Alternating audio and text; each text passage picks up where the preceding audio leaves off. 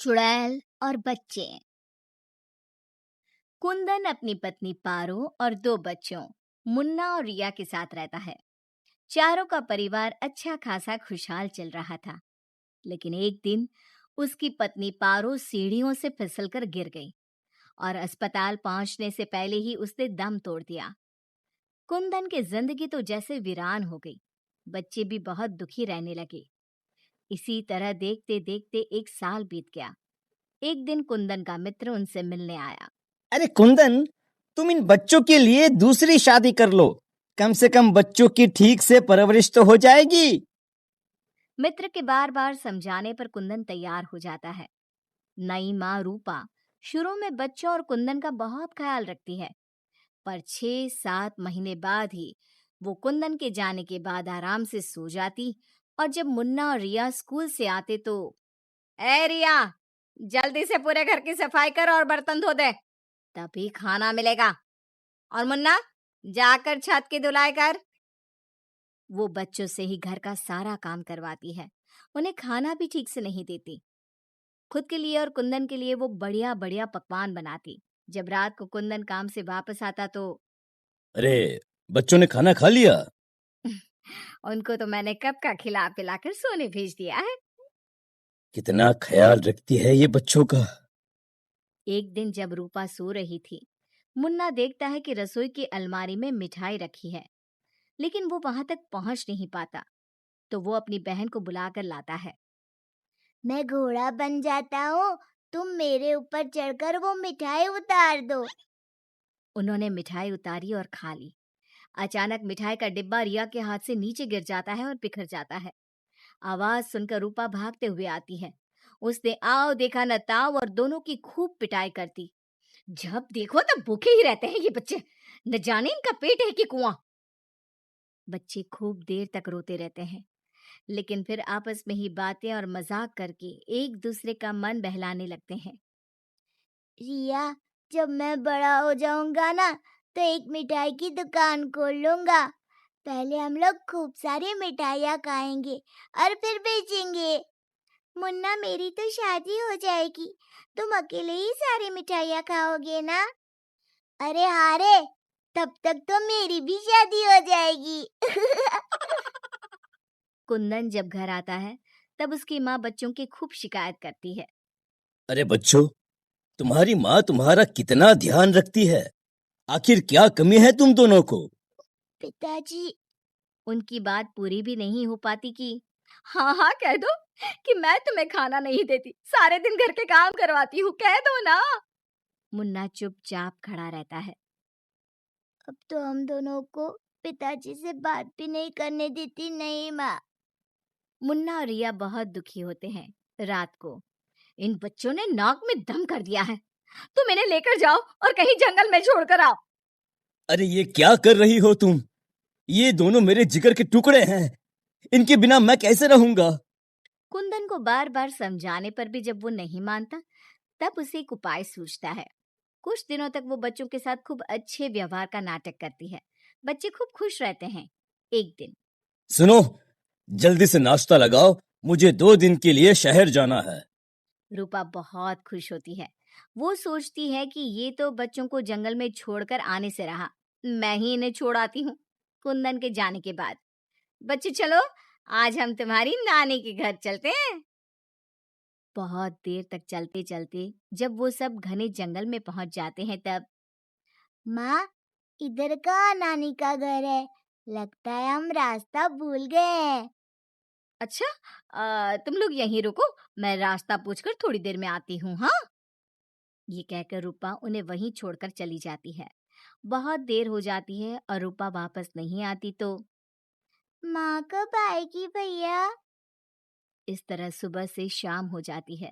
जहाँ एक तरफ बच्चे जंगल में अपनी माँ का इंतजार कर रहे होते हैं, वहीं दूसरी तरफ रूपा घर में आराम से बैठी थी। इसी तरह 2 दिन बीत जाते हैं और 2 दिन बाद कुंदन जब घर वापस आता है तो बच्चे कहाँ हैं? मैं उन्हें जंगल में छोड़ आई।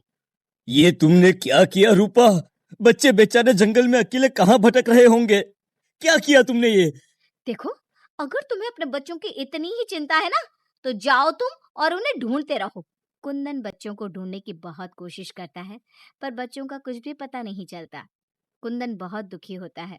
अब वो हर रोज काम पर जाने के बहाने जंगल में बच्चों को ढूंढता हुआ भटकता रहता है। रूपा के जाने के बाद बच्चे रोते रोते आगे बढ़ने लगते हैं। माँ बड़ी चालाकी से हमें जंगल में छोड़कर चली गई। अब हमें रहने के लिए कोई ठिकाना ढूंढना ही होगा।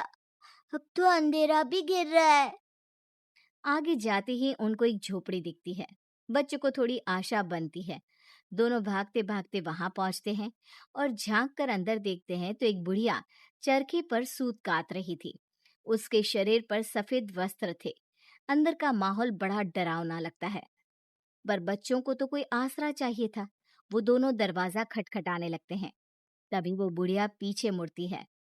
बच्चे जैसे ही उसे देखते हैं, उनके शरीर के अंदर भय से एक अजीब सी सिहरन दौड़ जाती है।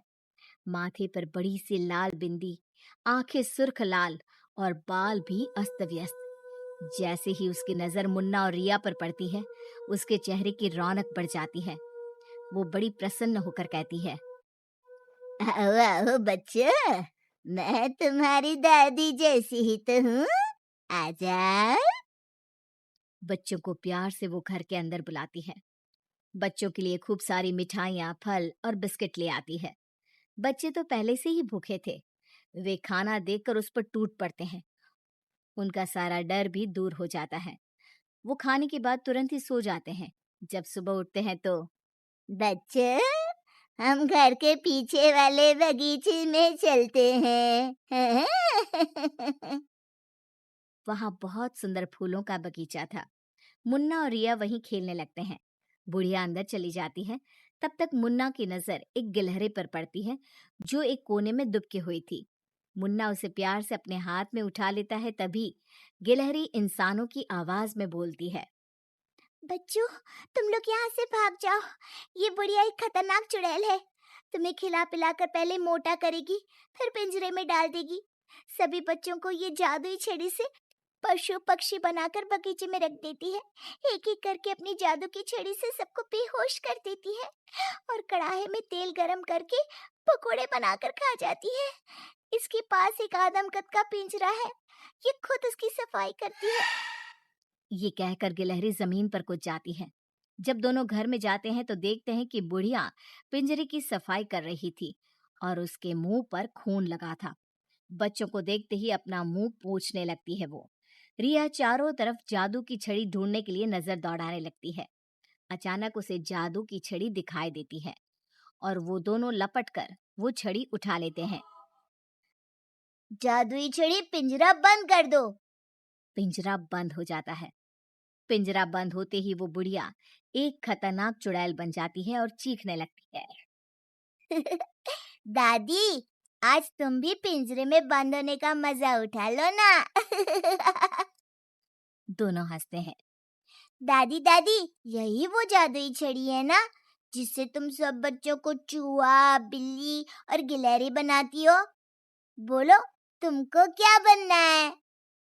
मुझे बाहर निकाल, वरना मैं तेरा खून पी जाऊंगी। छड़ी मेरे हवाले कर दे। दादी, पिंजरे में कुछ खाने को दो।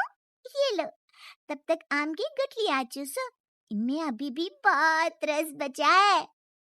दोनों आम की ढेर सारी गुठलियां पिंजरे में फेंक देते हैं। एक बार मैं बाहर आ जाऊं ना, तुम दोनों के पकोड़े बनाकर चबा जाऊंगी। जे काली कलकत्ते वाली, तेरा वचन न जाए खाली। जादुई छड़ी, इस चुड़ैल को मछली बना दो। जादुई छड़ी, एक बड़े से कढ़ाई में तेल गरम कर दो। जादुई छड़ी चुड़ैल को मछली बना देती है। दोनों उसे उठाकर एक बाल्टी में डाल देते हैं। कढ़ाई में तेल गरम हो रहा होता है। मुन्ना और रिया दौड़कर बगीचे में जाते हैं। वहां बहुत सारे जानवर और पक्षी होते हैं। जादुई छड़ी, इन सारे लोगों को इनके असली रूप में बदल दो। तभी सारे जानवर और पक्षी बच्चों में बदल जाते हैं। सब कमरे में आ जाते हैं। हमें इस चुड़ैल ने बहुत तड़पाया है, चलो आज इसको मजा चखाते हैं। जादुई छड़ी, इस चुड़ैल को पिंजरे में डालकर फिर चुड़ैल बना दो। पिंजरे में कैद होकर चुड़ैल फिर चिल्लाने लगती है। ये सारे के सारे शैतान कैसे यहाँ आ गए? जैसे तुम पिंजरे में बंद हो गई वैसे ही हम सब भी यहाँ आ गए। सभी बच्चों ने पिंजरे में ठंडा ठंडा पानी फेंकना शुरू कर दिया। चुड़ैल पहले तुम नहा लो, फिर हम तुम्हें मछली बनाकर पकौड़े बनाकर खा जाएंगे। सभी बच्चे ताली बजाकर खूब हंसते हैं। बच्चों मुझे माफ कर दो, मैं कभी ऐसा नहीं करूंगी। एक बार मुझे पिंजरे से निकाल दो। दोस्तों, क्या हमें इस चुड़ैल की चिकनी चुपड़ी बातों में आना चाहिए? नहीं, बिल्कुल नहीं, नहीं, बिल्कुल नहीं। मुन्ना जोर से छड़ी फटकारता है। जादुई छड़ी, इस चुड़ैल को मछली बनाकर कढ़ाई में डाल दो। मछली की कढ़ाई में गिरते ही बहुत तेज आवाज होती है, जैसे कहीं बिजली चमकी हो। सभी बच्चे डरकर एक दूसरे से चिपक जाते हैं। मछली का आकार बहुत बड़ी सी चुड़ैल का हो जाता है। वो बार बार कढ़ाई से निकलने की कोशिश करती है। सभी बच्चे मिलकर उसे फिर कढ़ाई में ढकेल देते हैं। अंत में वो गरम तेल में जलकर मर जाती है। सब बच्चे खुश होकर तालियां बजाने लगते हैं।